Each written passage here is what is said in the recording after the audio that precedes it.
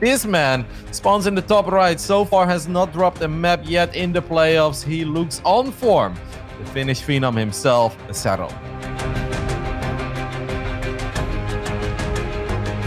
And down here in the bottom left-hand side of the map, we have the red Protoss Korean player. He is Trap.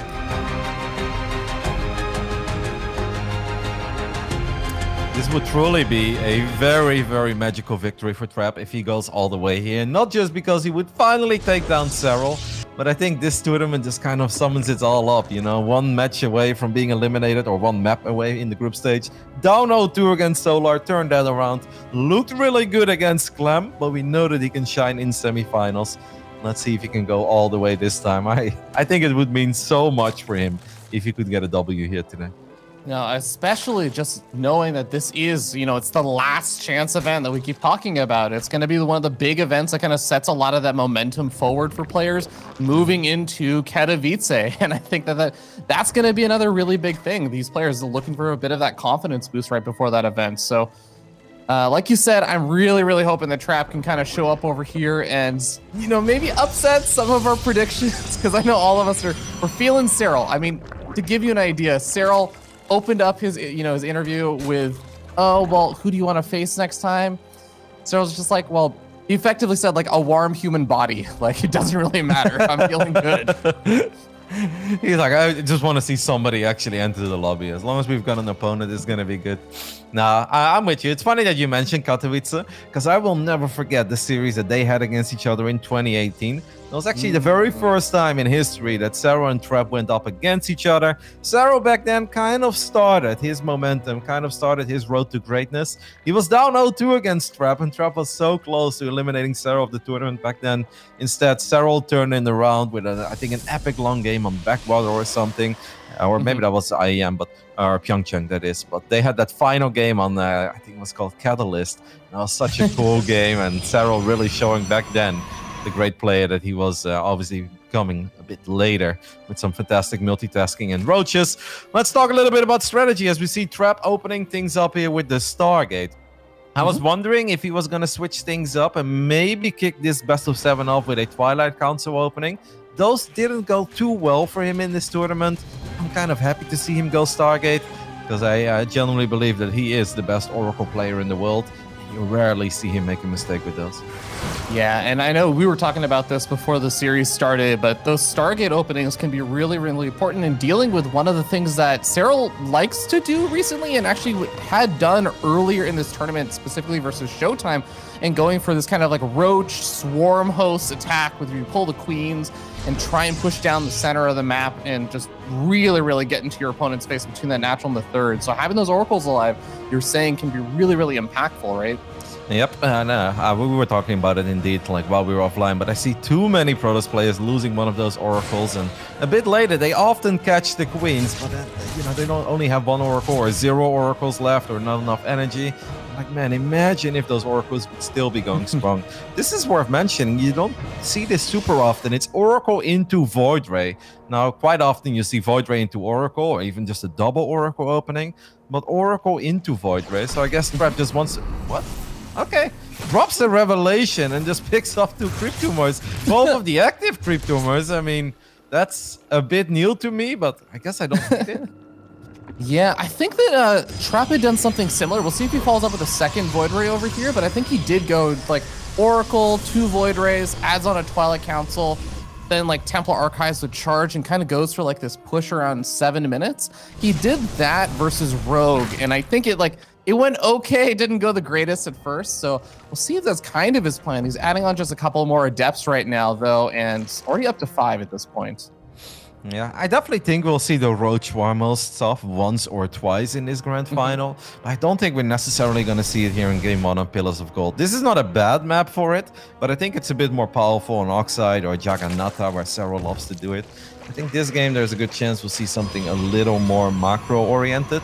Always keep a close eye on that queen production. It's normal that we see an extra queen on the way, but we have seen Serral also play a little bit of German taxi every now and then. And then we do have Overlord Speed on the way. We'll keep a close eye on it, but there's a good chance that Serral is actually going to try to be a little aggressive. Already building roaches, even though he doesn't need those roaches. Yeah, I think there are some Zerg units heading towards Trap side of the map soon, and potentially a couple of Dropper Lords with Ovi or with Queens. Yeah, and we're going to end up seeing that Trap is the one moving out first, so he's going to send these Adepts across the map and probably encounter a fair number of these Roaches. There are those drop overlords you were talking about being morphed already, Kev. And we have Charge and stuff being started up behind all this. Trap is adding on some gateways, but as soon as he sees how many units Serral has been making, that he's only sitting on 44 workers, Trap should immediately be thinking, oh boy, I either need to find ways to buy time, which this is a great way to do it, and I need to back the heck up with as many units as possible. Yep, I actually kind of like this, saving a couple of the Adepts, but still dealing extra economic damage. This attack is already very committed. I feel like Serral just became way more committed now. There was one Void Ray hunting an Overlord all the way in the top left side of the map. Took it out, and that's kind of cool, because that's often an Overlord that Serral uses to drop a couple of Zerglings in the main. But I do feel when you go up against this build, you want to have those Void Rays in the center of the map. They need to buy time. They need to force the Queens to be dropped out of those Dropper Lords. That hasn't happened, which means this is going to be a very difficult defense. The gateways haven't actually finished up over here for Trap. He has 3 still in production. He just really doesn't have the raw number of units. You can see how overwhelming the numbers look over here for Serral. He's already knocking out a couple of these shield batteries, or about to take out the remaining ones. This third base is effectively going to be evacuated. Probes not able to be saved either. Serral has broken through the third base. And at this point, it feels like he's going to be on a big, big train all the way to the natural. Not exactly the way you want to start your grand finals if you're Trap. If you're hoping for that upset victory, this is a bit of a disaster. Like, he may survive, because it's always kind of hard to run up this little ramp in Pillars of Gold. But is it really surviving if you've already lost all those probes, if you've already lost all those batteries, the base, and I mean, now you're going to lose the cybernetics core too. It's not looking all that pretty for a Protoss in game 1. Yeah, it's actually going to be the Cybernetics core and probably both of the gateways, so bringing him back down to 5 gateways. He's making a couple of Archons here and there. He's making a Robo, but what is Trap's game plan now? Because yes, he did economic damage early on with those 2 Adepts, but Serral has had time now to say, well, let me add on a few more drones here and there. I just need to make sure that I survive, but I'm looking solid. I'm getting up my transitionary tech. You know, the best thing for Serral is that sometimes when this attack happens and the Zergos barely kill the third base, they have lost all their Roaches, they've lost their Ravagers, they've lost a whole bunch of Queens, and then it's actually very hard for them to drone up behind this, and Protoss is still in the game. That's not really the case this time. The only thing that really went down there for Serral are Zerglings. He lost 24 Zerglings and literally one Ravager. So basically he has all those units he made still alive from the early game. So at this point he can just drone up for a little while until he feels he truly needs extra units. And that makes his position even better. One of these Void Rays is in a lot of trouble and will go down. Good job by Serral. I really feel the biggest missed opportunity in this game for Trap it's just the fact that if you go up against this build, and we've seen it done, you know, a lot. This is a very popular build, not just on the ladder, especially because Lambo made a beautiful video about it. But we've seen it time and time again in some of the weeklies too. Is those Void Rays, they need to be out and about in the center of the map. They need to put pressure on those two Dropper Lords with the Queens inside of it. And obviously as a Zerg, you can save those Dropper Lords by unloading the Queens, dropping a Transfuse, start firing back at the Void Rays. But that takes time. And all that time works in favor of the Protoss. This time, there was a cool Void Ray in the top left side killing one Overlord. But Serral had no issues whatsoever getting all of his Queens to the other side of the map. And then this attack just hits a little too hard and a little too early. This is absolutely brutal. Serral actually used the creep tumors in the bottom right to deny that third base location for such a long time. Good split for the most part over there from Serral. Still takes a couple of hits, but those Banelings waddling on forward, those Zealots running away for their lives. And we're starting to see that even the Archons are starting to get taken out over here by the Ravagers. This third base, Trap cannot afford to lose it. That's a great disruptor hit, but again, it's just about buying the space for Serral to annihilate that third base yet again. We're at 10 minutes and a Protoss player doesn't have a third. Nope, and I don't think he's gonna get a third anytime soon. Bailing speed is ready at this point. I gotta say, the army fight didn't go bad for Trap, right? This time he did land at a couple of great Purification Novas, did a good job in keeping his Immortal and the Archons alive, but who really cares if you're a two-base Protoss? I feel that Serral doesn't care too much. He's at 66 drones. I love the rotation between drones, units in this game that Serral has displayed. And he could even go for a little bit of Queen harass, which is very unnecessary, but I kind of like to see it at this point. Yeah, this it's almost just a moral blow. You're harassing my main base with queens and a dropper lord. He's gonna do it.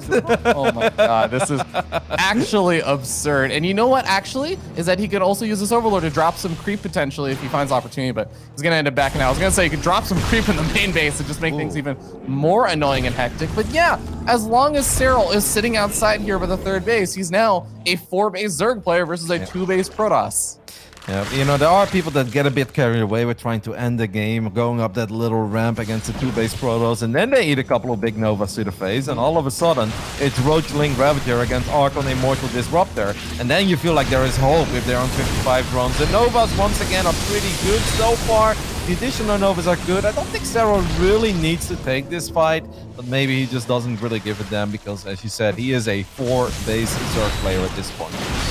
Yeah, and I suppose even just taking out these disruptors, even if they aren't the most efficient trades, he's taking out power units. He's about to take out some of the Archons. Maybe a Colossus or two will go down over here. And yeah, again, like you said, Serral is not always getting the most efficient trades, but he knocks out another disruptor over there, another Archon fell, and Trap. He finally has an observer over here to clean up some of the creep spread, but even that's going to take some time to recede because there's actually quite a few creep tumors now. Queens are looking for a kill on the Void Ray. They won't get it, and that means that these queens will finally go down. I feel like they would have done all right in the main base against just a couple of Stalkers, but Serral decides to just sacrifice them here in the end. Going up to 5 bases now, +2 melee on the way, and obviously we do still have Baneling speed. Serral is playing a marvelous game, but this game obviously kind of got decided with that first big attack because that's where Serral really needed to do damage. Seems like Trap is gonna go for it. He needs the best Novas we have ever seen. The first one completely whips. How many disruptors do we have? 3. Okay. I mean, an 0.1% chance for your Dragon? Question mark? Yeah, I mean, you know, after you lose 4 disruptors to the earlier attacks, it's pretty tough. But, you know, maybe if every single disruptor lands on the entire army twice, because I'm pretty sure there's gonna be a remax potential here after Serral loses a few units. It's a lot to ask for. Banelings from behind! Sorry, but that's really cool. Beautiful movement on these paints. I gotta say, Trap did a good job in avoiding them and landing a Nova on some of them, but he is just completely outnumbered. 40 supply against 110. Here comes the Swarm. And I think Trap is about ready to tap out of the first game, as he is still just a 2-base Protoss. And that's never gonna be good enough. GG! Serral takes game 1 with a, well, I think we can say a German taxi. I didn't see any Zerglings being dropped in the main base, so this is not the Finnish variant. I think this was all German taxi, and I think Trap just had his Void Rays in the wrong position. I mean, Yunus Satala will not be stopped today, Roddy. That is the ultimate just smackdown shutdown for a first game, right? Like it was not just that Serral went for this good old German taxi-ish style attack and was relatively successful. It was then just having to see Trap sit in that game, trying to figure out how you can make some sort of miracle comeback happen, make something happen, and seeing Serral just smack him down again at every turn. It's tough. Like, that's not the way you want to start a grand finals, like you said. No, like maybe if instead of just like losing everything, he would have only lost the base and the pylon and you save those probes, then it becomes maybe a bit more doable to go up to 3 bases. You can saturate it with a little more confidence, but the attack just hits very hard, very early, and you need to be in position for it. You need to buy time, and I feel that Trap just didn't really buy any time at all. Like, the only time he bought was with the 2 adepts in the natural. I love that move where he shaded in only 2 and he used the other adepts, you know, just kind of to run back home and have a little bit of extra firepower to deal with Zerglings.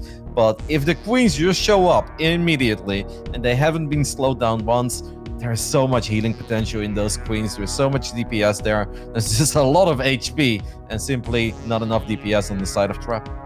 Yeah, there's another thing that Serral actually did, and we saw, I mean, obviously later on with the new expansion location that Trap had tried to take on the low ground of his main base, so there was all the creep tumors there, but actually, even when Trap was actually given breathing room, Serral had pulled back, he was trying to drone up after the first initial attack, there were creep tumors that were dropped there at that other original 3rd base location, and they were just barely covering the location where Trap wanted to take a third. He had the probe there and everything. He had an army large enough to deal with any kind of small Ling run-bys, but he just didn't have a robo. His Oracle was on the other side of the map helping the Void Rays doing their harassment.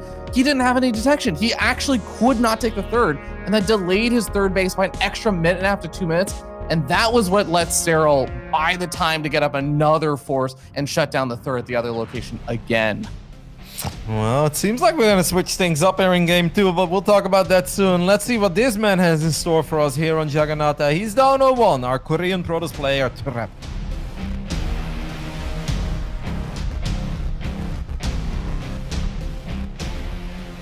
And down over here on the bottom left-hand side of the map, the blue Zerg player from Team Ents Esports, it is Serral.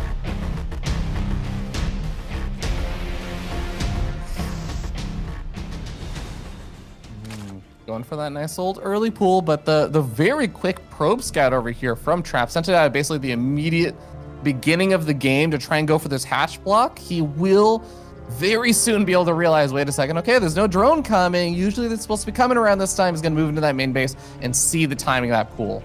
Yep, so Trap will know exactly what's going on. This was also kind of a little mini game I was playing with myself before this grand final started. I was like, how many 12 pools are we going to see? I expected it on Submarine. If we get there, I expected to maybe see it on Lightshade, because I think that's a pretty good 12 pool map too. This map, I didn't necessarily expect it, but I don't hate to see it. Obviously, the 12 pool is no longer there. Oh my goodness, the Zerg is all-inning. No, the Zergs have really found an excellent way to kind of just turn this into a very macro-oriented opening.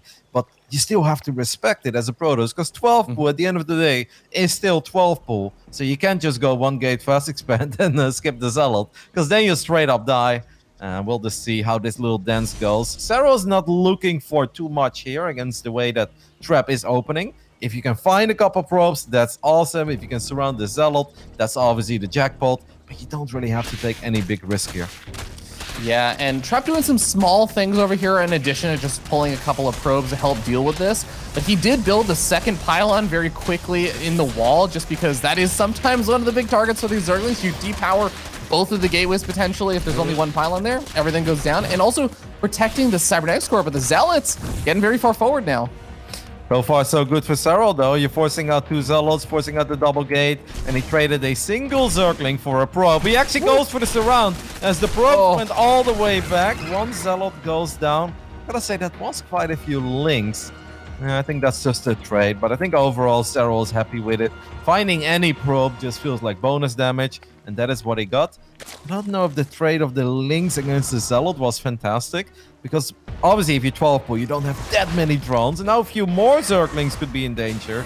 Now Serral is going to be forced to reproduce the Zerglings he's losing here against these Adepts, so I think this is actually quite nice for Trap.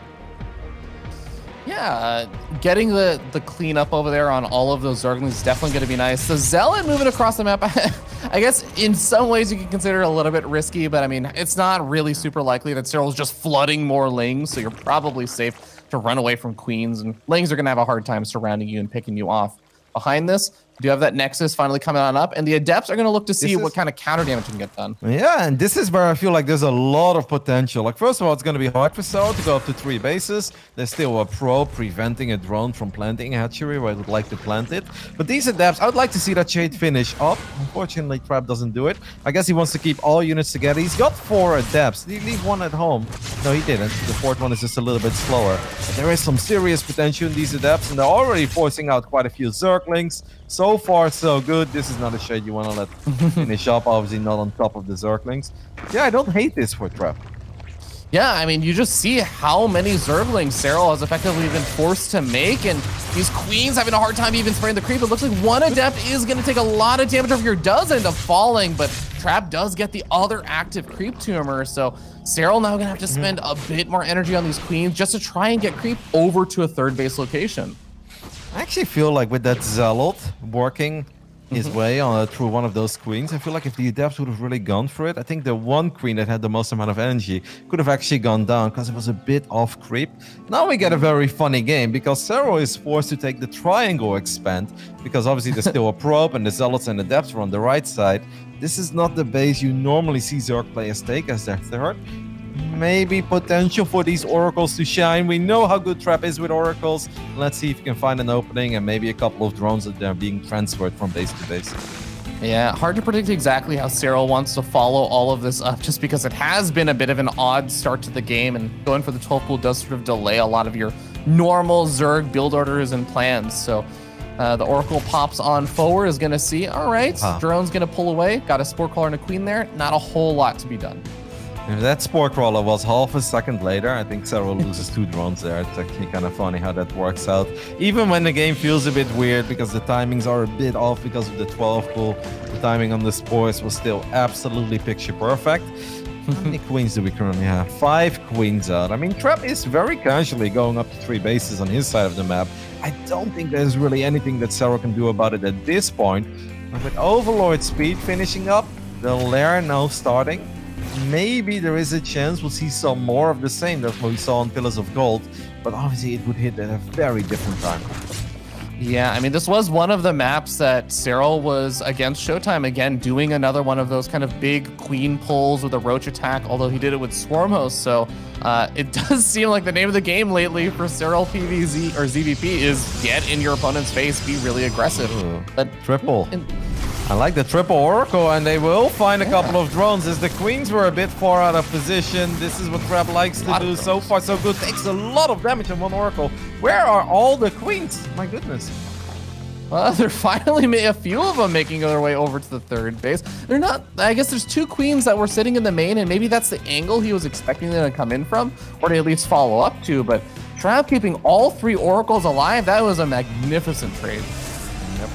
He's now heading into his Blink Stalker +1 composition.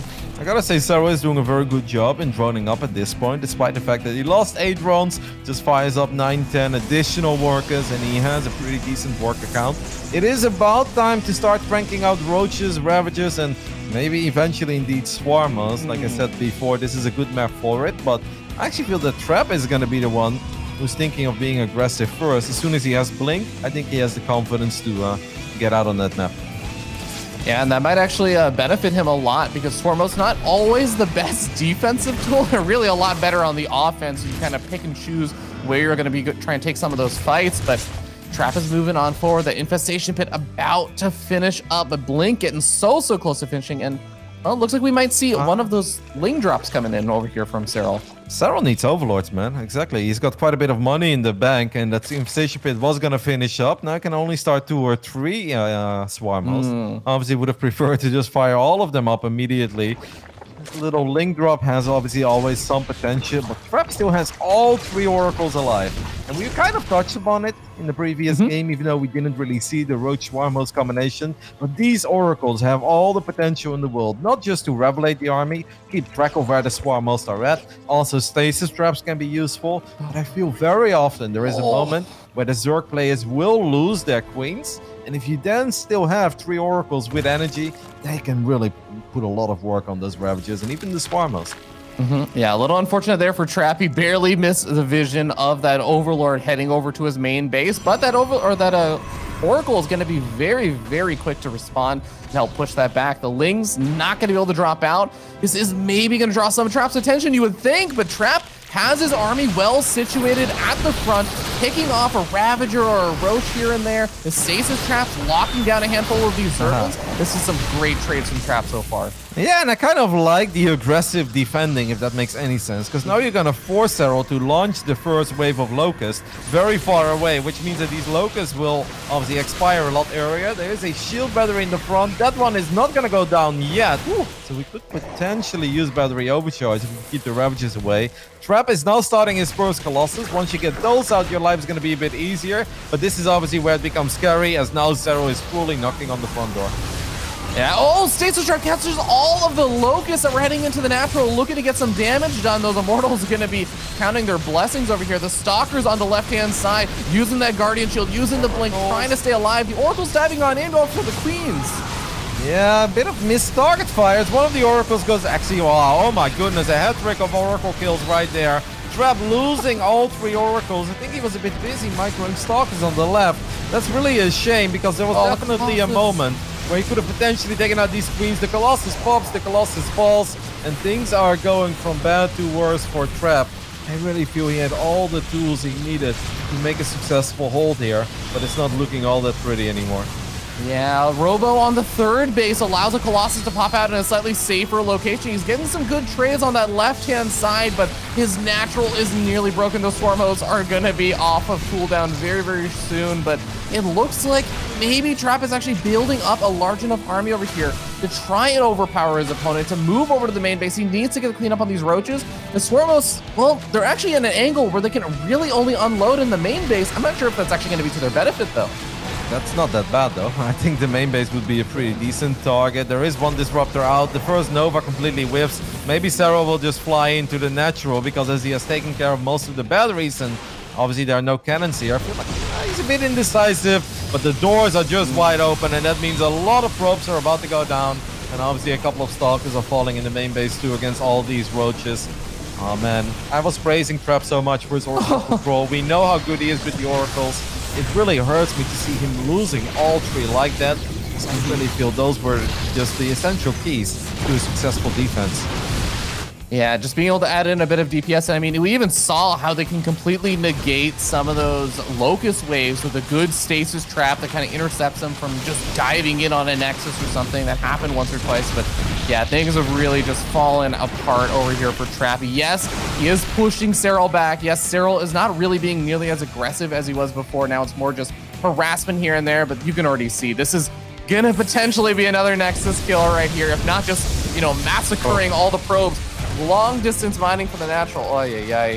Serral should bring them back though, because it's very obvious that at this point he's done enough damage and Trap just feels he's got one shot and one shot only, and that is to win the game right here and now. So there is no need for these Swarm Hosts to still be active on the other side of the map. All that Serral needs to do to take a 2-0 lead in this Grand Finals is clean up this army. Yeah, he's going to be diving on for the Disruptor at the front lines. Is going to be one of the first targets. Colossus getting focus fire down immediately afterwards. The Swarm Hosts are here and ready to unleash their Locust, but Serral says, no, you know, I don't even really need it that badly. Snipes off a Disruptor, and there's the GG. Serral 2-0 up in this best of 7. I think this is a game where Trap will definitely be kicking himself for a little bit. There was some serious potential. I feel like the start wasn't all that bad. The way that the mid game wasn't all that bad. It's just things started to fall apart real quick when the Locusts started to get close. It's always stressful, but we know that Trap is good enough to salvage situations like that. Unfortunately, this time he just kind of crumbled. Yeah, guys, we're going to be heading to a short break before we resume this Grand Finals. Don't go anywhere.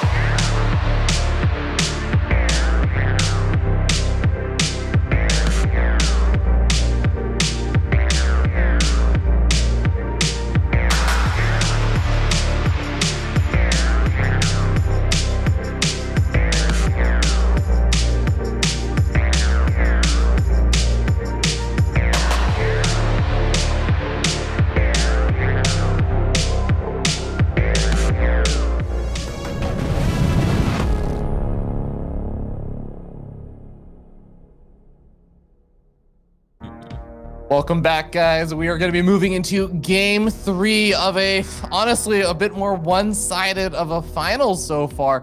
Trap, still waiting for him to rally here, and maybe in game 3, he's going to be able to start turning things around. You know what scares me, Fear Dragon, is that I feel like this is not even Serral's final form. He's playing good, obviously, but I feel that especially that second game, I've seen Serral play that strategy and execute it better. I feel like he hit a supply block or two that he didn't really need. When he made his first big proper attack, he actually had quite a bit of money in the bank, quite a bit of minerals and gas, so he could have had even more stuff. But even this was enough, and that definitely does scare me for game 3. But let's hope that this man can turn it around, because obviously we want to see a close and fun grand finals here at the Last Chance tournament. In the bottom right side, our Korean Protoss player, it is Trap.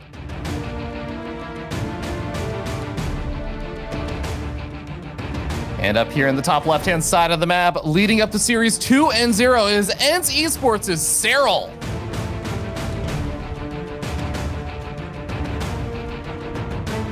You think we're going to see more aggression or mid-game aggression coming out of Serral? Or do you think that he will bless us with at least maybe one lurker game and something along those lines?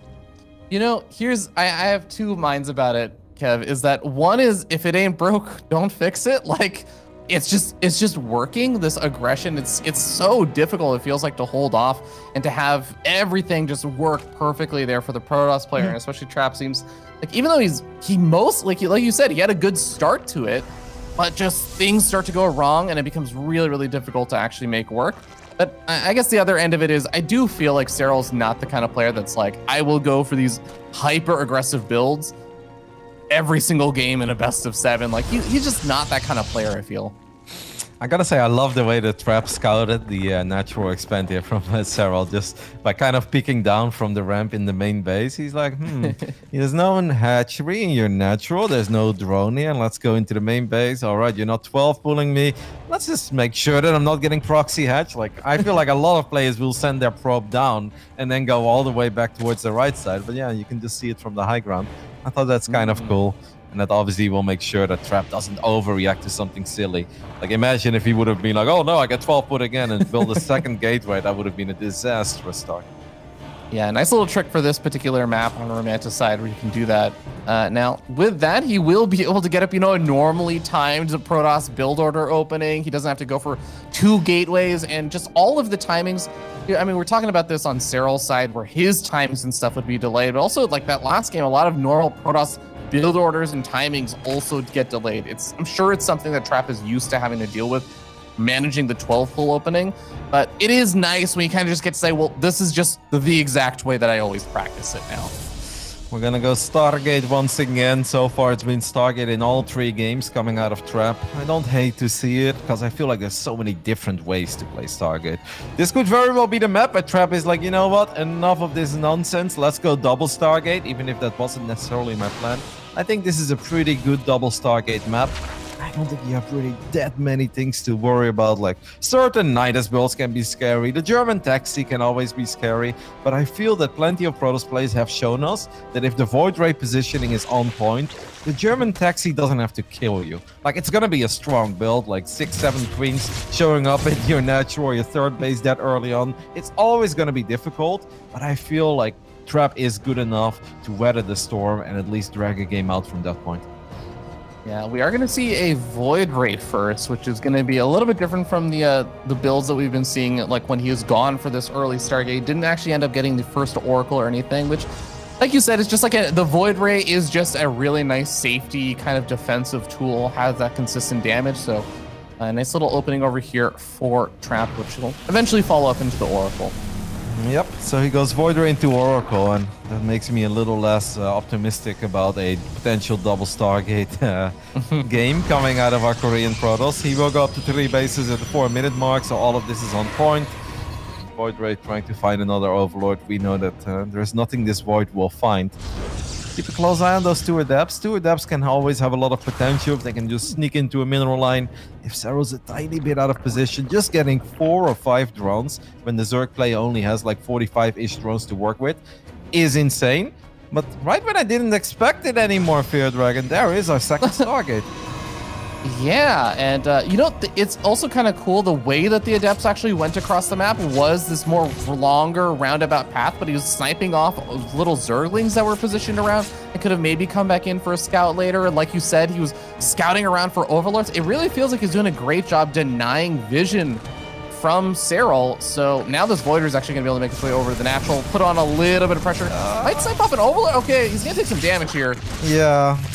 I mean, yeah, I don't know if I love it, man. Especially not if Serral decides to be aggressive, which doesn't really seem to be the case so far. We're going all the way up to 55 drones and taking extra extractors. In that case, this obviously wasn't bad, but imagine if there is a world where you need all the HP you can get your hands on the Void. I don't know if killing an Overlord there is perfect, but you know, this time we'll get away with it. Oracle's gonna show up. He's gonna drop Revelation again. No, not this time. Yeah, Oracle will back off for now. We got more Void Rays actually heading up to the north side. Same original Void Ray. And oh my god, he's going to find maybe a third Oracle or Overlord kill here. Look at this. And we're going to get a Spire out of Serral now. This Overlord is going to get saved by the Queens. This is kind of funny. Oracle goes in real deep. It's going to try to find that Spire. It's kind of in between the hatchery and the Roach Warren. So Trap drops the Revelation and does not see the Spire. The Queens or the drone. Oh, the drone revealed it. I don't know if this is something you're really paying attention to, though. But hopefully for Trap he is. If he fires up, well, we'll see actually what he decides to do. This is pretty wild, Fear Dragon. It's like a little bit of everything. We could get Corruptors. I don't expect Mutas. I think that's so risky against Double Stargate. But hey, Mutas are not bad against Void Rays, of course. Yeah, I mean, if you can get overwhelming numbers of Mutas against Void Rays, like, it's great. It's fantastic. In low numbers, it's the Void Rays can kind of buffer and like hold their own for a little bit, especially with some ground support, which we're going to be having coming up very, very shortly. 6 gateways, the big gateway flood of production coming out over here for Trap alongside Charge and a Templar Archives. He is getting ready to complement this Void Ray army with a solid ground force. Yeah, obviously once the Zealots have +1, they'll deal very well with the Zerglings. Do we have a Baneling Nest? Nope, no Baneling Nest yet. So even just a random attack of a couple of Zealots with +1 and Void Rays could be pretty scary. So far, Serral has just been banking up all the resources he could bank up, and he is gonna go for Midas. And I'm afraid that Trap has really just not seen it, man. Like, well, we know he has seen it, but I'm afraid that he does not realize he's actually going up against the Spire. He saw the infestation pit. He's building a lot of cannons now. Where are these cannons? Yeah. Oh, okay. I mean, maybe he does know, but I feel like he's not totally ready to deal with Mutas, or am I crazy? No, if you think you're seeing going up against Mutas and you have a double Stargate, yes, you've made a bunch of Voiders, but why wouldn't you make some Phoenix, right? Like, if you know they're going to commit hard to Mutas, but it's going to be Corruptors coming on out. Yeah, we have 5 Mutas, so Serral's actually just doing a little bit of everything, but Serral's gonna have to respect his army. The Zealot count isn't that high, but those 2 Archons are actually very complicated to deal with. The Corruptors are not here yet to deal with the Voids. Where are those extra Zealots? 5, 6 extra Zealots, and this would have been a terrifying push.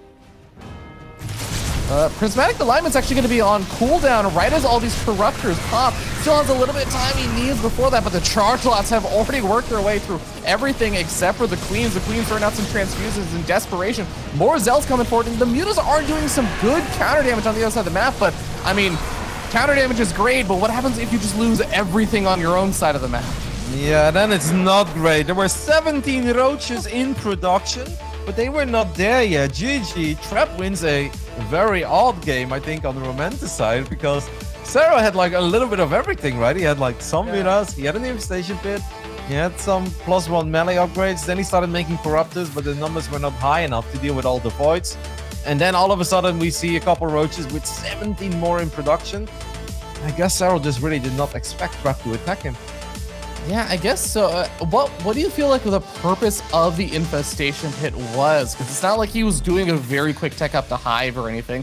He wasn't getting infestors up really quick. He wasn't really. It felt like was it a debate? Was he trying to? I mean, it could be indeed. It could have been a debate where it's like, oh, you should really worry about like Roaches and Swarm hosts, and then you get all these Immortals out, and then all of a sudden, bam, like Mutas start showing up. But it's just a bit weird. I feel that Serral was a bit indecisive, or maybe he just didn't have the confidence to go all out. Because I think if he would have gone 12 to 14 Mutas, I think he actually beats that army of the Void Rays, the Archons, like a couple Lings. You have 6, 7 Queens on the map. and then you go with the Midas, I actually think he would have been able to keep his sport base alive. I don't know. Maybe we'll have an opportunity to ask him about this game because it feels a bit strange. But hey, I'm very happy for Trap that he gets a point on the board. Hopefully, we can get some longer games. We can get some proper macro between these two. Because that's kind of all I want to see, Robbie. I want to see Double Robo, Immortal Storm go up against some proper late game Zerg with maybe Lurkers and all their upgrades. I think it'd be super fun to see. Yeah, I don't think Serral's going to feel too bad about that last game just because it was sort of just, like you said, a bit of an odd game. And it kind of felt like, yeah, maybe Serral didn't quite have the unit composition he wanted, but that's definitely something you can bounce back from in the next game. We head on to Lightshade for game number 4. Serral still carrying that 2-1 lead, needs 2 more games to take this grand finals and really solidify himself as still an absolute god in StarCraft. Yeah. And I do hope that these games are going to be a bit longer and a bit more back and forth. I know a lot of people were hoping for an epic TVZ finals. That did not happen. But PVZ can deliver, guys, I promise. So far, we're not really getting spoiled yet. But hopefully, the best is yet to come. In the bottom right side, I maybe expected a 12 pull on this map from this man, but he's not going to go for it. I finished Zerg, of course, still representing ENS Esports. It is Serral.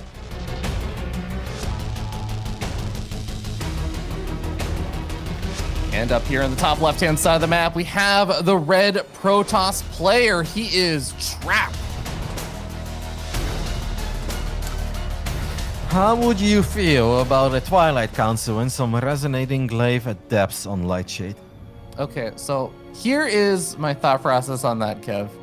And it's not necessarily that's a guarantee or anything, but Serral's victories have come from being very aggressive.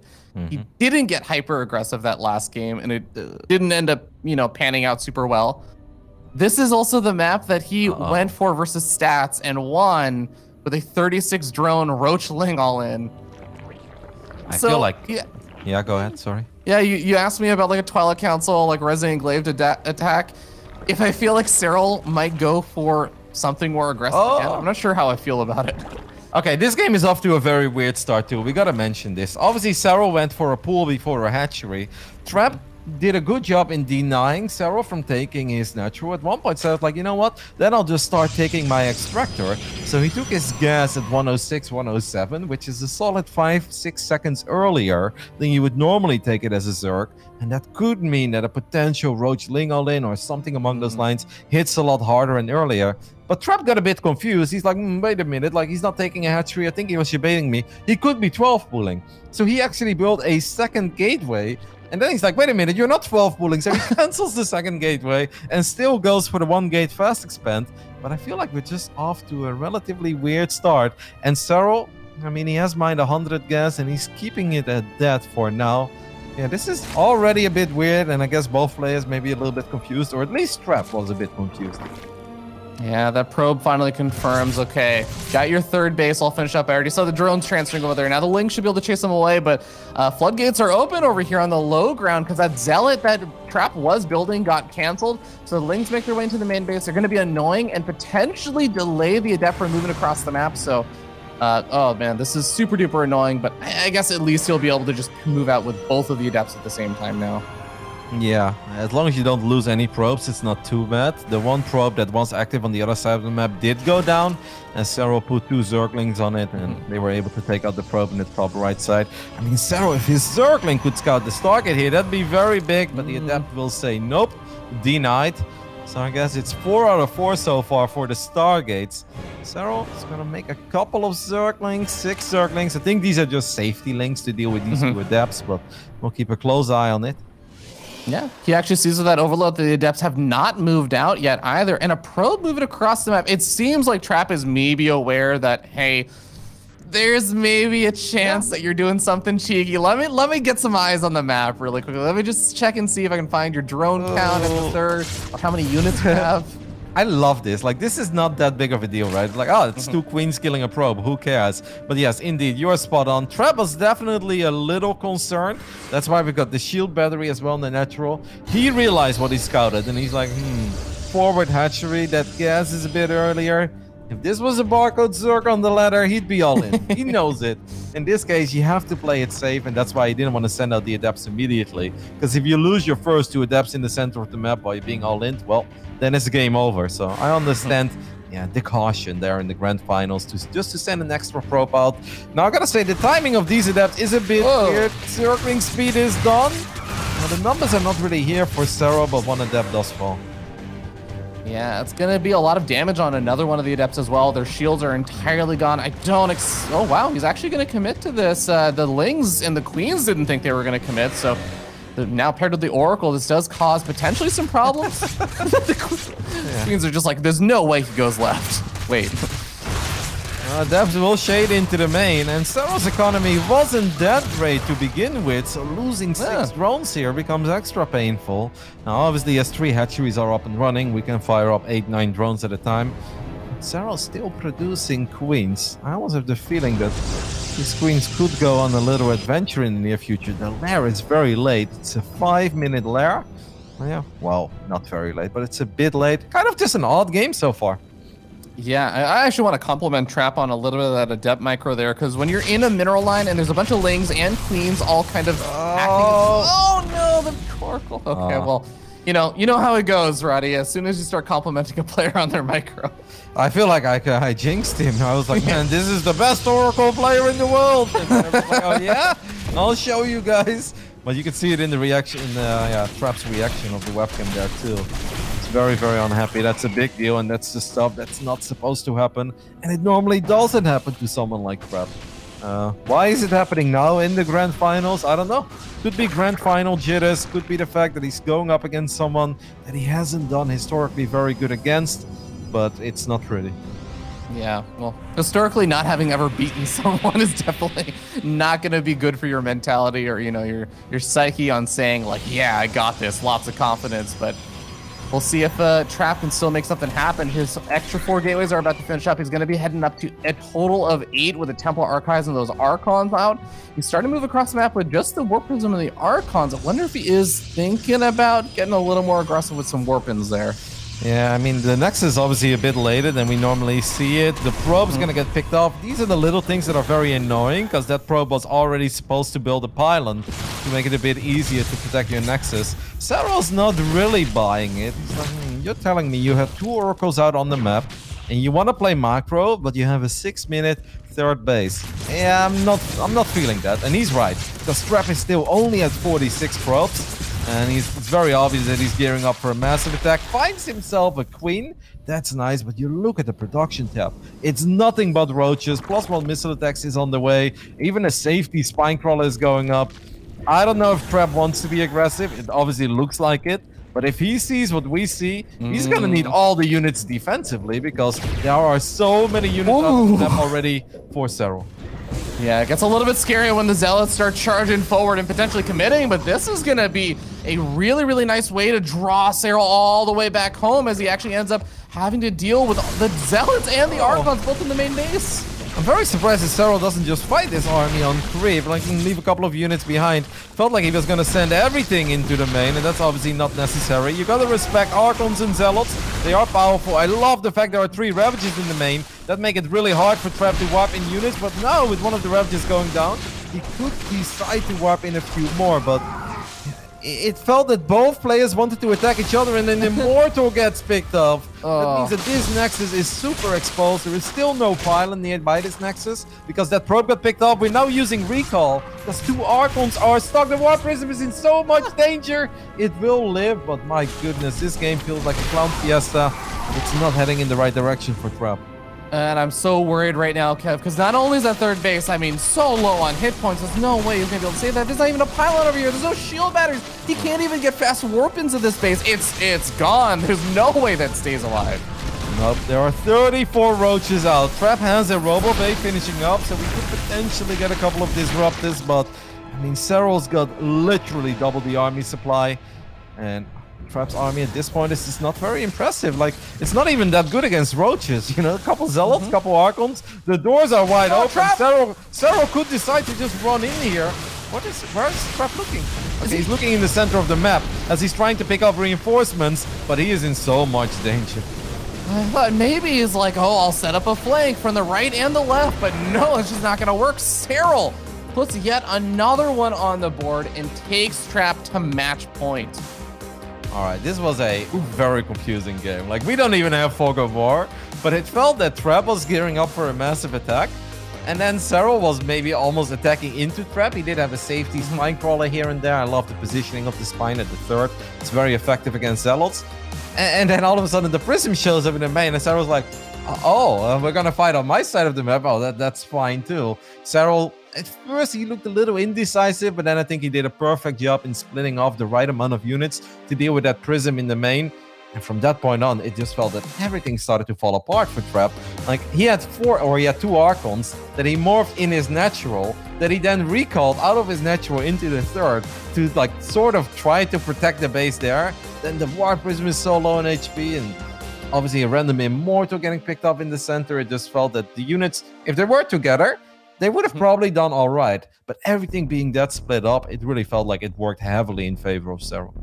Yeah, it felt like either Trap just had this plan of like, I'm gonna do this Zealot harass into the main or what. But guys, we are gonna be heading to a short break before we move into the next game, potentially the last game of this best of 7 if it goes Serral's way. Don't go anywhere if you want to see the conclusion of Serral versus Trap.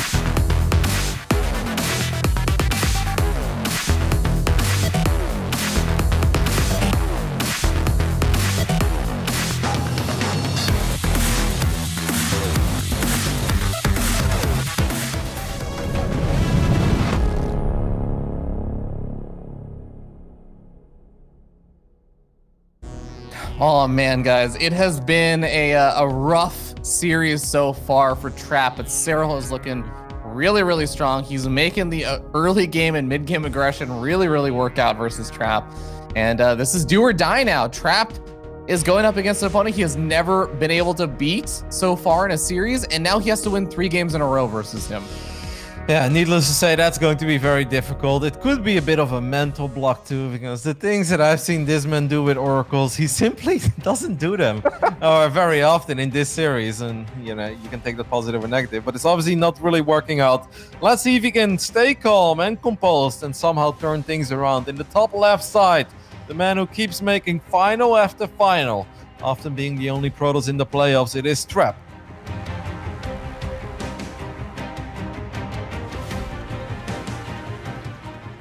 Down here in the bottom right-hand side of the map, the blue Zerg player, a guy who in the semifinals said, don't really care who I face. It's kind of backing up his words with this play. It is Serral.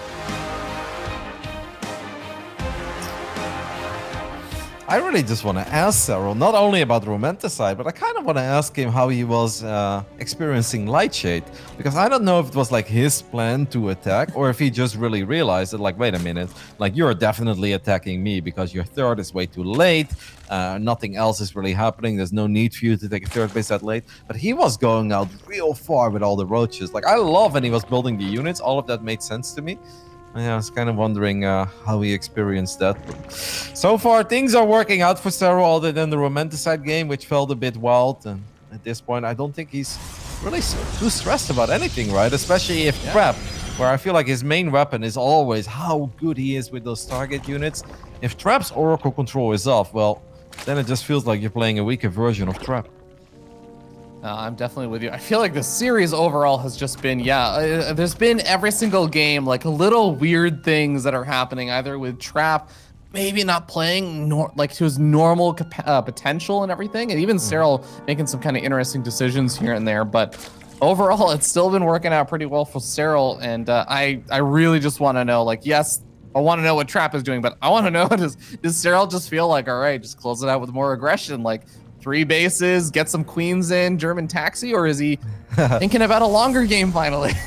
I mean, I think it really depends on how Trap decides to open and what Serral's able to scout. We'll keep a close eye on it. But yeah, in that previous game, I don't even think that was really Serral aggression. It was obviously Trap aggression too, right? He stopped 48 probes. He went up to 8 gateways on 2 bases, eventually 3 bases, but it was basically a 2-base Protoss, so it made sense. It was more Serral deflecting the aggression of Trap. I don't really know. I just hope that we get to see a little more. And I also hope that Trap just stops slipping up, because like losing the Oracle the way he did on Lightshade, you could see that in his webcam. He was visibly very frustrated with that. These are just things that he normally doesn't do. Yeah, hopefully he has some time just to get on a call. Gemini is sitting there like cheering him on. I was like, no, Trap, you got this. Calm down. I love you. I believe in you. Whichever way it works out. Rallies forward, comes the anime hero we want him to be, but man, it's gonna be a very, very big turnaround if he can make this work, and we'll see the first 2 adepts heading across the map, and then Oracle. All right, the first sign of whether or not Trap has rebalanced himself, Kev, is that Oracle. Yeah, we'll keep a close eye on it. And Trap at least feels like he's got a slightly better read on the situation. Let's not forget, in the previous game, it also started off a bit odd. It felt that Trap was misreading it, thought he was getting 12 boot, made a second gateway, then cancelled it, then still expected the follow-up all-in, which I really cannot blame him for, as these adepts have just shaded into the back of the natural. They got 2 drones and a little bit of lost mining time. Yeah, I don't think you're super happy with this as a Protoss, but what do you say? Yeah, I mean, usually you're hoping for at least 3 or 4, but 2 is, I guess it's acceptable losses to some degree. Oracle's gonna move on forward. No drones at the 3rd just yet, although 1 is about to pop, and the queens are already in position to start whittling away at the hit points of that Oracle. I don't think it's gonna be able to get a ton done immediately here unless it finds some absolute magic in the main. Yeah, well, it's gonna go back into the natural instead, and here the Spore Crawl is not done yet. We are starting to take real damage. No!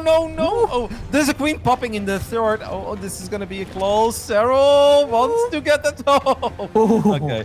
If that Oracle would have gone down, I would have said, like, all right, congratulations to Serral for just winning the grand final of the Last Chance tournament, because I don't think we turned that one around anymore. We'll talk a little bit about the second Stargate that's going up in the main base of Trap. I do not mind second Stargate against the German taxi build. Now, I don't know if Serral's going to go for that. We'll keep a close eye on what he does. But yeah, once again, the Void Ray positioning is very, very important. If you face a strategy where Zerg players try to kind of just elevate or taxi a couple of queens to the other side of the map. Yeah, this build order over here from Trap does look like it's going to be able to get, like you said, into a decent number of those Void Rays. Oracle also cleaning up some of the creep. Oh, throws down the extra Revelation just to get that active creep tumor and actually shuts down every active creep tumor on that side. So not bad, not bad. And Serral hiding on his lair. Yep, nothing but drones so far for Serral as the Evo Chamber is going to finish up. He's going to take all the Extractors at this point. Now, when he did this on the Romanticide, we saw a Spire, even against the double Stargate opening. I wonder if we're going to see that again or not. That was obviously a super odd game. Serral just basically had everything, but then had nothing at the same time, as he didn't have enough units to deal with not even the scariest of Protoss armies. Kind of feeling maybe a Hydra Den here. That would make a lot more sense to me. 3 extra queens at this point have been fired up. Yeah, and I have to say, especially in his other series during the group stages, Serral's response to double Stargate Void Rays was usually Ling Bane Hydra, and there's going to be the Hydra Den you were talking about. We got those missile attack upgrades and everything coming on out as well. So, but the Roach Warren also still finish up, and Roach Speed coming out. It does seem like he's going to have a solid Roach Hydra composition. Yep. And then obviously it comes down to execution. I always kind of like to see these builds clash and go up against each other as Trap is trying to get lucky with his Void Rays. I don't think this is a fight you really want to take, Trap. Not yet, at least. Maybe if you have a couple of extra Stargate units, but oh, look at the amount of drones that Serral is producing. He's going ham. Yeah, absolutely. And I mean, there's not really too many fears as long as you can deal with the small number of Void Rays that are moving around. As long as your queens are in position, I mean, you have 9 queens. You can kind of push those back, and you don't really have to worry about a ground force for at least another minute or two. So I feel like, yeah, Serral's making the right decisions here. That Oracle shows up in the back of the Natural, picks off a couple of drones. Seems like that one Spore Crawler got cancelled or moved. Well, successful Oracle. I don't want to lose it though. Keeps it alive. I think we want to recall that bad boy, or maybe just wait until the shields regenerate. I'm very happy to see that Trap is firing up Storm, because every now and then you'll see them just play kind of Zealot Archon Void Ray, and I think that does alright against small numbers of Hydra Ling Bane, but not against a maxed out Zerg with Hydra Ling Bane. So I'm happy to see Storm, and I feel like we're finally getting a proper game, Fear Dragon. This is our 5th try, but look at us. Yeah, I mean, you know what? If Trap gets up a 4th base and starts mining from it, I'm gonna call it a success in my mind, in the sense that we finally get some nice little macro play. And look at that, the Oracle having back in. Okay, gets to. Oh, jinxed it. Yeah, obviously it's not as crucial as some of the other Oracle losses, where it's more important to keep it alive, but it still felt a little unnecessary. But at least it was an Oracle that found some success, right? I think it killed 10 drones in total, so you don't hate to see that. Serral, I think he's going to start thinking about being very aggressive here. 85 drones is a beautiful amount to just spam nothing but Ling Bane Hydra for quite some time. He's opening up the map a little bit while taking out these rocks, and I'm happy to see that Trap is getting a lot of static defenses. It feels like he knows exactly what's coming. I'd love to see one shield battery in the Natural. I know that sounds silly, but I feel like it often happens that eventually, like it's almost a hold, and then all of a sudden the floodgates are open, and you start having to deal with Lings and Banes in a Natural and main base. So I feel like one battery wouldn't hurt them. Yeah, it looks like for now he's going to be able to at least just focus in on this 4th base. Nice Storm, stopping up a lot of those Banelings, but a handful of them do manage to make their way almost to the mineral line, get cleaned up before they make too much more happen. And the Banelings on the far back, oh man, they are very softened up. These Storms have been brutal for Serral to deal with. He storms his own Void Rays. That might have been a bit of a mistake, but seems like he has enough to start pushing this back as long as the High Templars stay alive. Well, there's not too many High Templars that are left behind. I'm so confused about those 3 Zealots we have in the bottom side of the map. They've turned around 3 or 4 times chasing a Zergling, and this army of Trap all of a sudden is not that great anymore because he doesn't have any High Templars left. There are 2 of them coming in from the top, and they do have Storm. And as long as we have 1 or 2 Storms, I feel like we're always kind of safe. Wow, look at Trap. He's like, cool. I have weathered the storm, or rather, I have weathered you in the storm. He's getting all the Stargate. 3 extra Stargates and a Fleet Beacon. That means we're going up to 5 Stargates Fleet Beacon. Hello? I mean, that is a large investment, Kev, for someone that is about to still be defending, very much so, their fourth base and trying to stay alive. Let's hope that he has enough to actually hold on over here. That's one storm. That's two storms. I don't really see much energy left on those Templars. Well, a couple of Banelings going to try to make their way into the mineral line. Zealots have found a lot of success on the right side, taking out one of the bases of Serral, but we still need to work about the Hydra Link Bane army, or Bury rather. And there's an overcharged battery though, and as long as there's an overcharged battery, I feel like we're always going to be fine, especially with that final storm. That's beautiful. All right, I mean, if you can survive while building a fleet beacon and all those extra stars, oh my God, this hatchery will fall in the end. I think this is obviously starting to look better and better for Trap. He's got carriers on the way, +1 air weapons, and he's still a 4-base Protoss. Yeah, that was a bit of a scary, almost do-or-die moment there, because if you're going at all that and you end up just not being able to defend because you had 3 Stargates on the way with a fleet beacon, I mean, that's a lot of resources, but Trap making it happen even after losing a lot of his storms earlier on. And the Zealots getting an extra hatchery, I mean, that's just, you know, nice little cherry topping. Ooh, there's nothing in the wall in the natural. Now, obviously, it's going to be hard for Zerglings to just make their way in there, but if they would have ran up that other ramp, there is a chance that they can get in there. And these are obviously pretty feisty Zerglings, as they already have +1.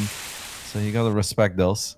Yeah, so far so good for Trap. I mean, being a 4-base Protoss against a 4-base Hydro Link Bane player, that is fantastic. Okay, Trap realizes he has nothing in the wall, so he wipes in 1 Zealot. Hopefully it's gonna stay there. Yeah, how do you feel about even just wall? I mean, he's basically defending like 3 different areas for these links and Banelings to run on by. How would you feel about just fully walling off at least one of them? I don't think it's a bad play, but yeah. I think that Trap at this point is not that afraid anymore of what Serral has or what Serral could throw at him. So he's like, if you want to donate units, go ahead and donate units. He's gonna fight out. He has a couple of carries in the mix. The storms are amazing. Absolutely obliterating a majority of the Banelings. Can he save the remaining High Templars? Well, yes, because he can morph them into Archons. Another phenomenal fight here for Trap. And Trap finally actually sitting up a bit in supply over here with 4 more carriers going to be popping very shortly. These Banelings going to desperately try and look for some damage. They're going to go over to that 3rd base location, bust through one of the cannons. Don't actually get any probes though. Units lost resource tab, as our observer was just showing us. Almost 20k resources have gone down for Serral, only 10k for Trap. That just really kind of tells the tale of how effective our Protoss has been in some of these fights. And his army is becoming more and more powerful. Serral's adding in a couple of Infestus, so we may see a Microbial Shroud. Now, I don't think it's going to be the game saver in this one. Trap's army is monstrous. Like, Serral's army at this point is worth 950 gas. Trap's army is worth 4,000 gas. I think that kind of says enough. Yeah, it's going to be pretty tough for Serral to just take a head-on fight and make it work. But like you said, Microbial Shroud does... unjokingly, it actually does help a bit, but yeah, it's gonna be very difficult to find the correct angle to make this work with the army that he has right now. Yeah, I mean, if Trap would attack him, Serral would die, because Serral's army is simply nowhere near powerful enough. But maybe Serral can keep Trap at home and a couple of these Zerg run-bys just buy some extra time for himself. It is always a bit scary to engage the Zerg in a concave on creep. But we have a couple of storms available and a couple of queens and hydras. I think it's simply not going to be enough. There we do have Microbial Shroud. This is where people say like, lol, it's just not good. It's like, well, guys, it would be very weird if Microbial Shroud would turn this fight upside down. And Strap will send it at least to game 6. This was a fun game. It's just good to see Trap absolutely weathering the storm, not crumbling against the Hydro Link Bane pressure from Serral. Yeah, I think there was that very scary moment at his 4th base where we were saying, you know, the Banelings got in and forced the Archons to morph, or the High Templars to morph, and then just suddenly he didn't look like he had any storms. He had to pull a couple High Templars from another base. So, I mean, good on Trap to have those backups that were further back, and just being able, like you said, to literally weather the storm by weathering Serral in storms is the key moment of that game, I think. Yeah, a lot of Zergs will say that it's obviously very well. I think this goes for almost every matchup. It's just hard to attack on Death Aura. You often have to go either into a choke point or you have to go up ramps. And the way that normally these attacks can be successful is if there's a lot of focus on one side and then eventually you find an opening somewhere as the Hydro Link Bane player with Banelings connecting with a probe line. then it becomes a bit more difficult for the Protoss to still have money for all those extra Stargate units or just Stargates period, cannons, batteries, etc. But yeah, I feel like Trap never really lost any probes, and then all of a sudden defending becomes very pleasant. We're like, cool, I've got all the money in the world, and apparently he had enough money to build 3 Stargates and a fleet beacon to go up to 5 Stargates and still not die at all. Yeah, then you know you've done something right in the game. Yeah, I mean, honestly, like all the stuff that we were talking about before that game, we were worried about, you know, Trap not really showcasing his normal play. I feel like that's the kind of stuff that I'm used to seeing out of Trap, is like really actually flashy defenses or offenses happening. The Oracle control, like you said, even though the Oracle eventually did go down, it got like 13 drone kills. He was finding a lot of value out of it. He was playing like the Trap that we know and love. No, absolutely. Like, you still don't want to lose an Oracle if you don't have to. But like losing that kind of an Oracle is way less impactful, because at that point he already knew everything he needed to know, and he needed different units defensively. And on top of that, he did get 10 drones. That was nice. I also love the confidence in still sending out a couple of Zealots while being attacked by a Hydroling Bane player. Like 3 Zealots on the bottom side of the map. They picked up some reinforcements. They kept Serral busy because Serral had to transfuse Queens. And then while all of that is going on, all of a sudden there are 5-6 Zealots getting a great fight on the right side, taking out the hatchery eventually, but also picking up a couple of reinforcements before that. And all of this while surviving at home and not losing any probes. And I think that was really the key to success for Trap. Yeah, absolutely. I mean, when you're talking about those small little things you can do that even just buy time, where Serral is saying, okay, I have to go transfuse, I mean, he's probably not attacking in with all of his Hydras and Banelings, even if it's just for 3 to 5 seconds. You have to remember, Trap was basically investing into long-term stuff with all the Stargates, having additional energy build up on those High Templars. I mean, when we talk about High Templar energy in storms, 4 seconds can literally mean the difference between I have the storm, I massacre all your Banelings before they touch me, and, you know, I don't have the storm until my High Templars are already turning into Archons, and suddenly I just lose the game. It can actually mean the difference between life and death. Yep, well, defending is nice as a Protoss on Death Aura, and we know that Serral doesn't really want to go up against those Golden Armada kind of armies. Our next map, though, is Submarine. Submarine, a lot smaller, a lot more aggression, early aggression. I'd be almost shocked to not see a 12 pool on this one, but we'll see. Serral still on championship point, but Trap finding some momentum. Hopefully for Trap, he can keep that momentum and send us into a Game 7, as we'd all love to see that, but he's gonna have to survive on Submarine first. And this man, to the surprise of absolutely nobody, is not building a drone. In the bottom right side, our Finnish Zerg, the Finnish Phenom, it is Serral.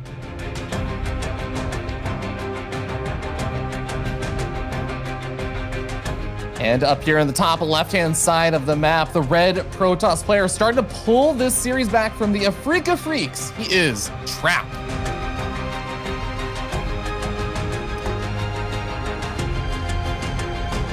All right, Kev, so everybody knows at this point, Submarine, small map, short rush distances in a lot of ways, which is why a lot of these 12 pool openings and stuff are very common. How does this change the things you have to do defensively as a Protoss?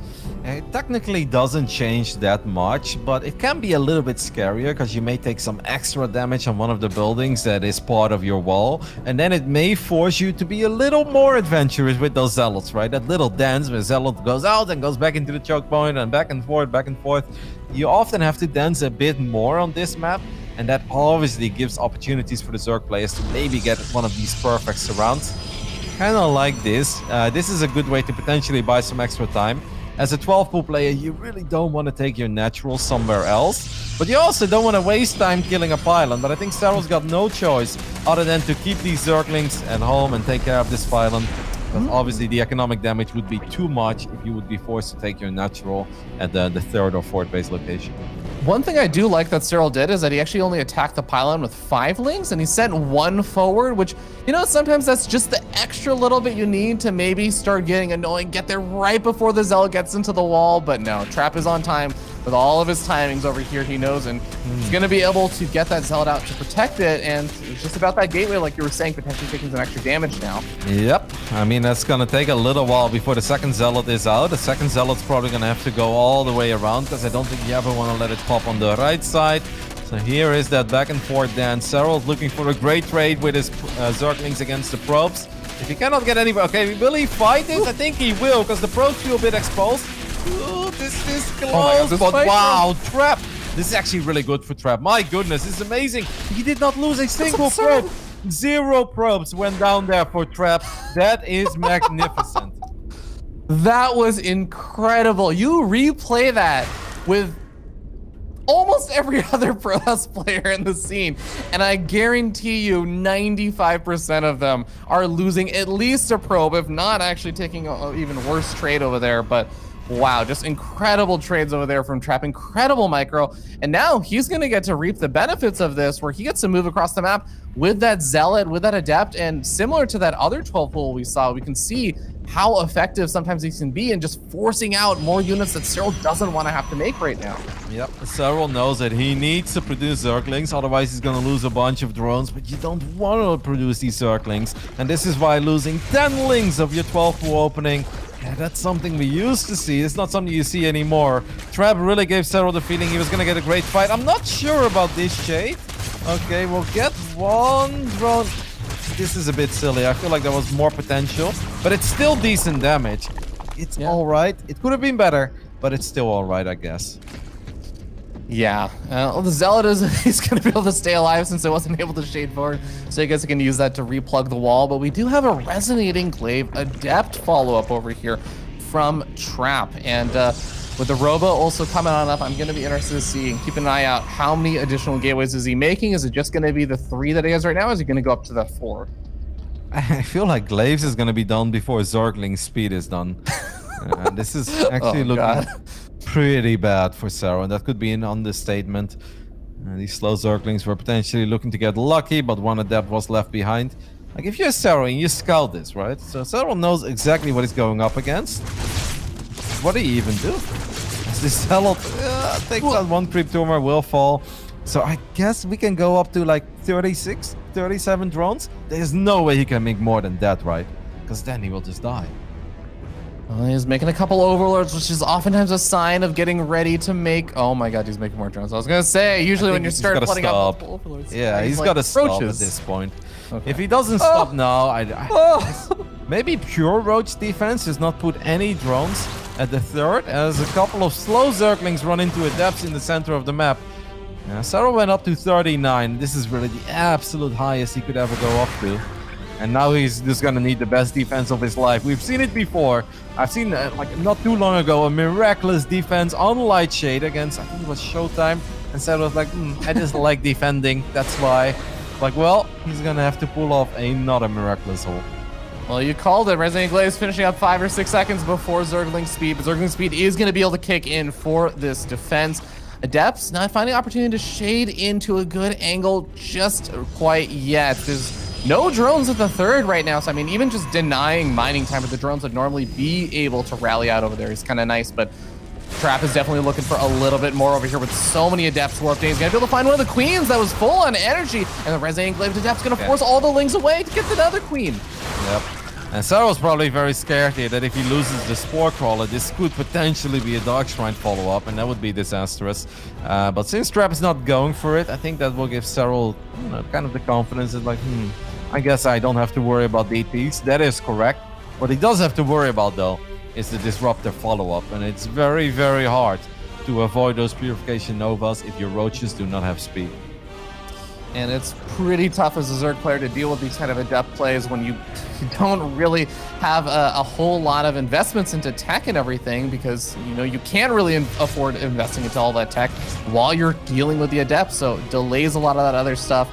The Disruptor is going to be already popping out very shortly. Warp Prism speed also on the way. It's going to make it very, very difficult, but, you know, if there's someone I expect that's still going to be able to find a way to try and micro their way through this, it would be Serral. Yep. No, Serral's definitely still in the game. I actually feel that it could have been a lot worse. I think the Adepts could have been I'm not saying that you want to shade them right on top of the Zerg army, but I think they could have been a bit more annoying. The numbers could have been a bit higher. In the end, Trap still dealt a lot of damage, but it was mostly indirect damage, just by forcing out all these units, forcing out some static defenses too. So it's not that Serral is all of a sudden in a magnificent position. But if Yona does not take any damage in, let's say, the next minute, yeah, then all of a sudden we're looking at a Zerg, 60 plus drones, roaches, speed, maybe a couple of Ravages in the mix. We have a Bailing Nest, Bailing speed on the way. Yeah, still a very playable game for Serral.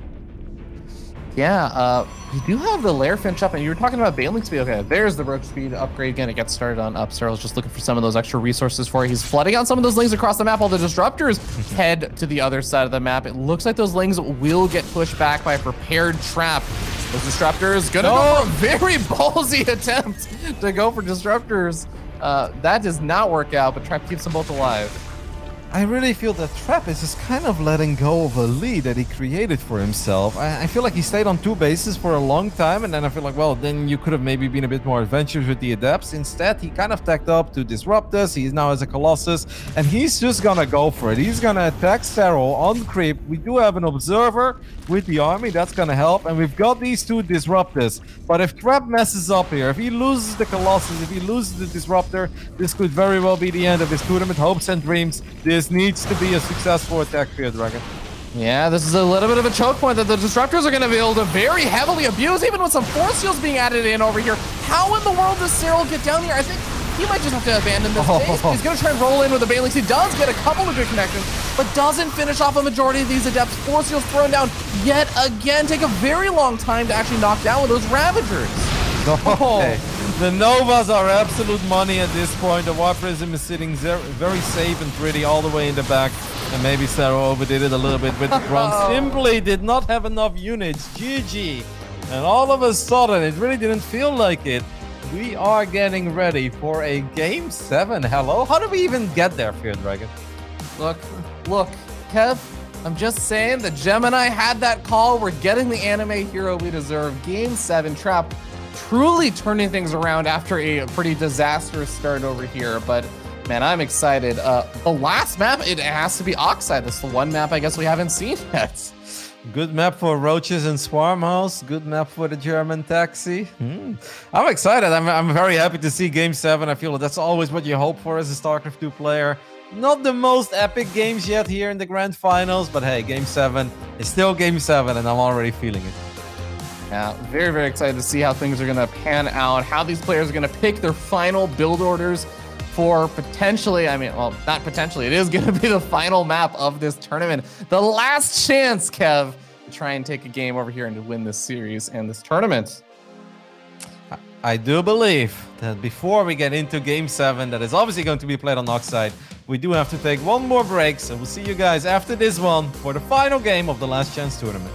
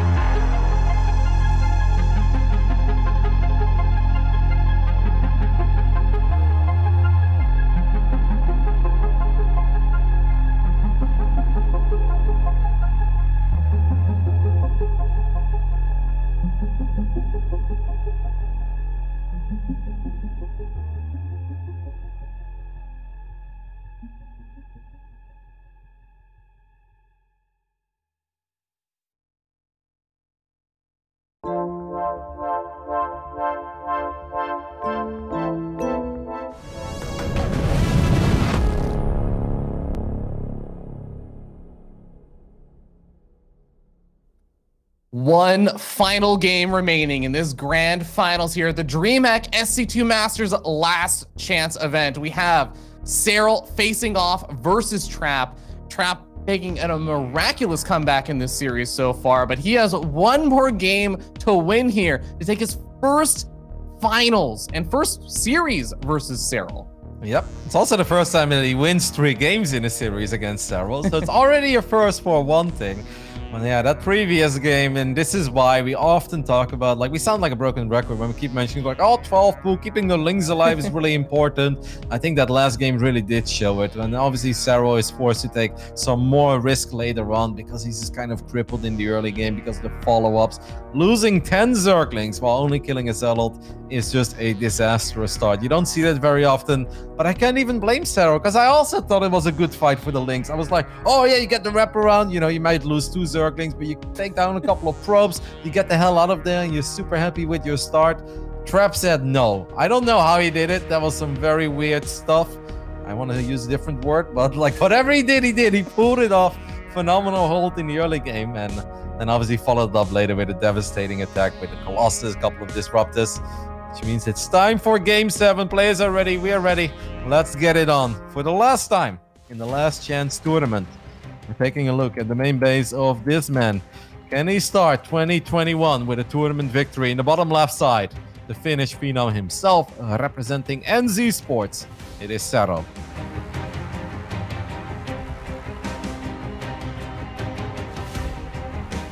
And up here in the top right-hand side of the map, the red Protoss player was the only player in Protoss in the round of 8, and he's made it here to the finals.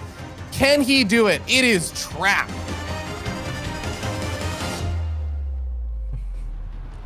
It's really funny to see that out of all the times that these two went up against each other, this is the closest that Trap gets to beating Serral.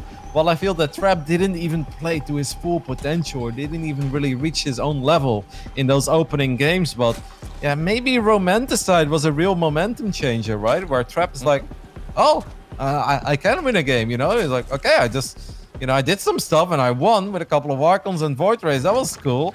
Can I do that more often? And often you see that in series, all the players really need is just one W, one little victory here or there, and all of a sudden, the train starts rolling, and it feels like that's kind of the case for Korean Protoss so far. I completely agree with you, Kevin. I do feel like, you know, there's something really, really powerful and honestly scary about the kind of players who have, like, say, for example, the micro potential and the flashiness of Trap.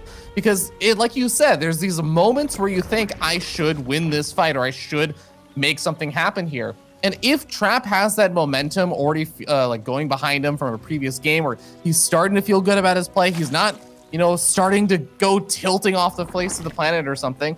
He has those moments where he's like, no, I can do this. And he starts doing these insane mineral walks with all the probes, makes those critical like trades in that last game on Submarine versus the Zerglings. And like suddenly the game, like you said, turns around. There's this big advantage, and just it continues to build. It's the scary thing of a snowball, because now you just go into this next game, Game 7, you're like, well, Trap is very possibly just going to pull out more stuff like that again.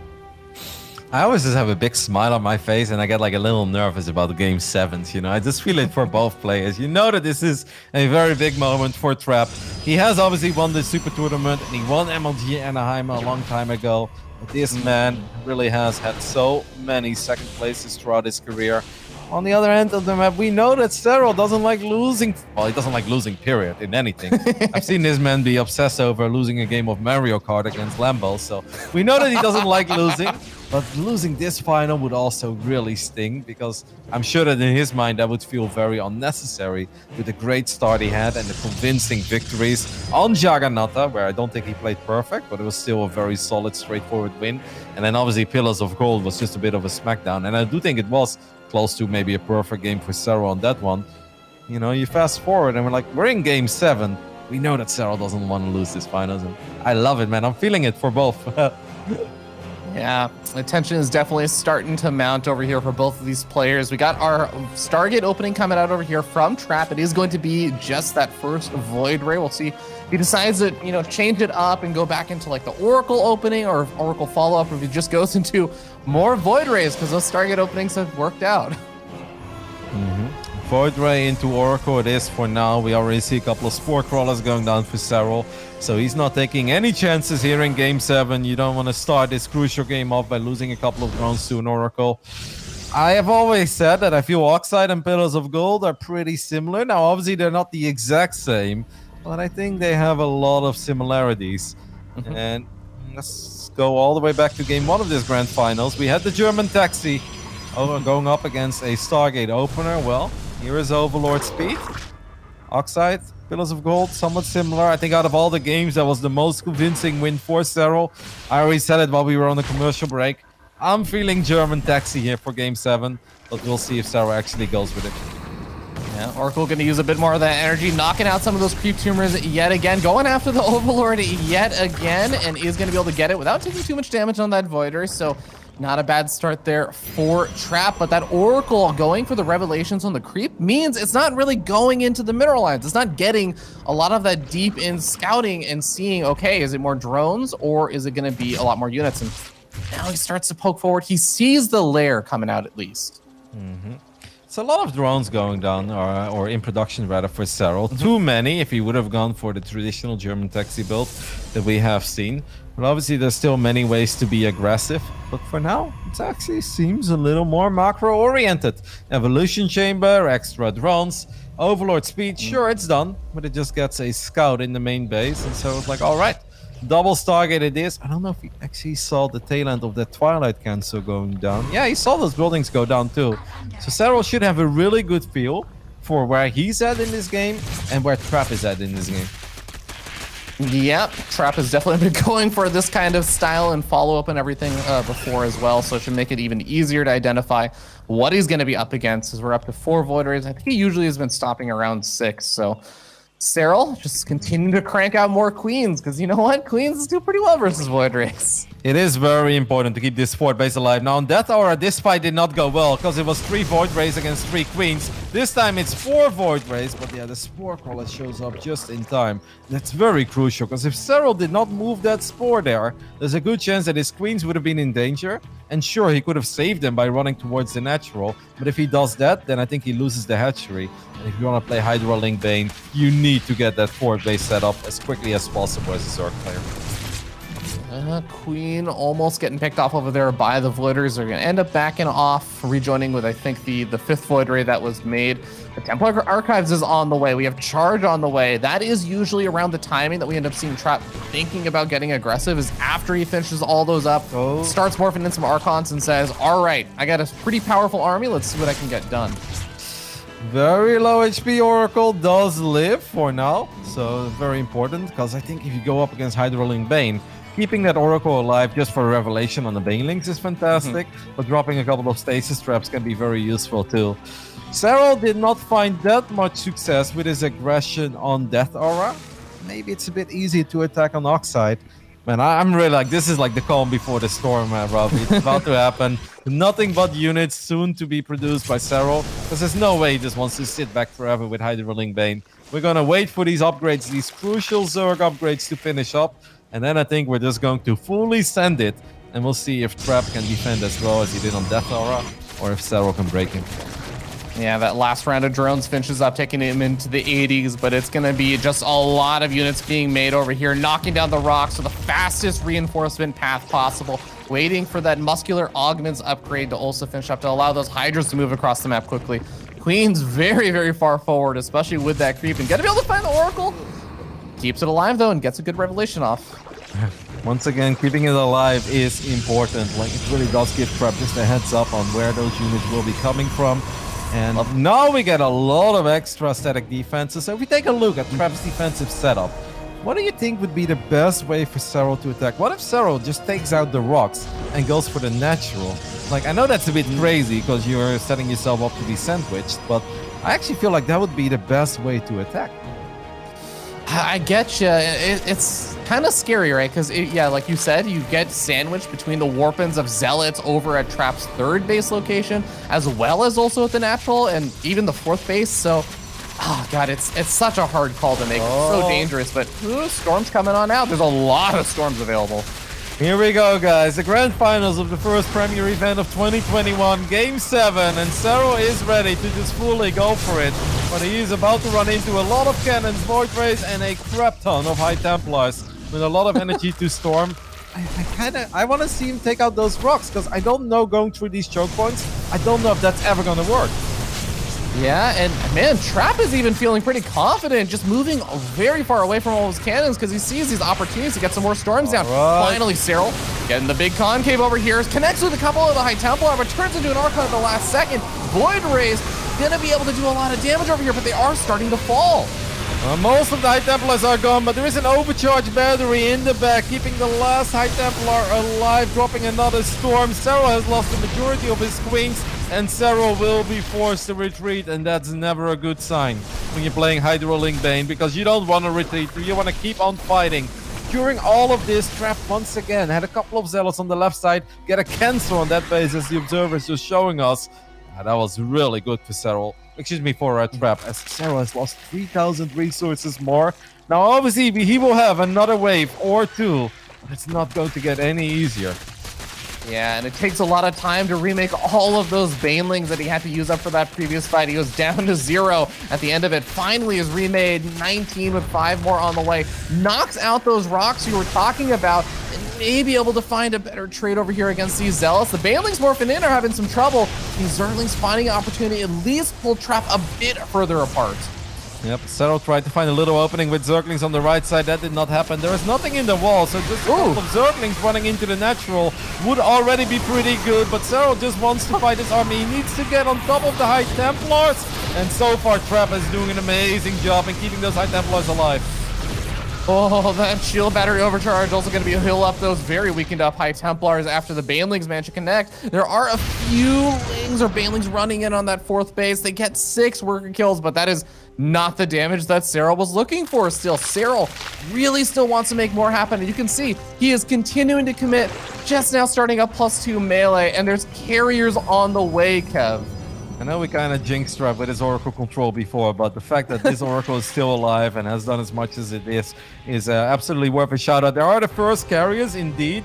Serral sees them and he thought of going for it, realizes that maybe he missed the window. I have a little anxiety attack every single time I don't see a unit in the wall, but who cares, as Serral runs into cannons and batteries again, but the storms are on point. And this game is turning into a disaster. Will Trap finally do it? It seems like he has done it.